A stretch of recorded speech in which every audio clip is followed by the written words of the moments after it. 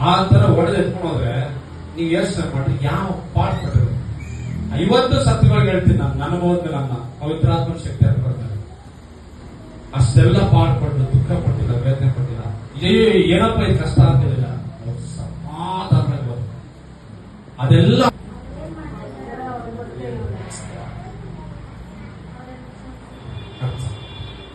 ಅವ್ರು ಅವತ್ತು ಅವ್ರಿಗೆ ಹೇಳಿದಲ್ಲ, ನಮ್ಮಂತ ಮೂತಿಗಳು ನೋಡಿ ಹೇಳಿದ್ದಪ್ಪ ಅದು. ಸ್ವಾಮಿ ಇವ್ರು ಹೇಗ್ ಮಾಡ್ತಾ ಗೊತ್ತಿಲ್ಲ, ಕ್ಷಮಿಸಿದ್ರು ಅಂತೇಳಿ ಅವ್ರು ಹಾಕೊಂಡು ನಮ್ಗೆ ಬರೀ ಒಂದು ಮುಳ್ಳು ಚಿತ್ರ ಮುಗಿದ ಕತೆ. ಅವ್ರ ಮನೆಯನ್ನು ಸರ್ವನಾಶ ಮಾಡ್ಬಿಡ್ತೀವಿ, ನಿರ್ವಾಂಸ ಮಾಡ್ಬಿಡ್ತೀವಿ ಅವ್ರ ಮನೆ. ಅಂತ ದ್ರೋಹಿಗಳು ನಾವು, ದುರ್ಮಾರ್ಗಿಗಳು, ಅಹಂಕಾರಿಗಳು, ಕಪಟಿಗಳು, ಮೋಸಗಾರರು, ವಂಚನೆ ಮಾಡ ಅಲ್ಲ ನಾವು.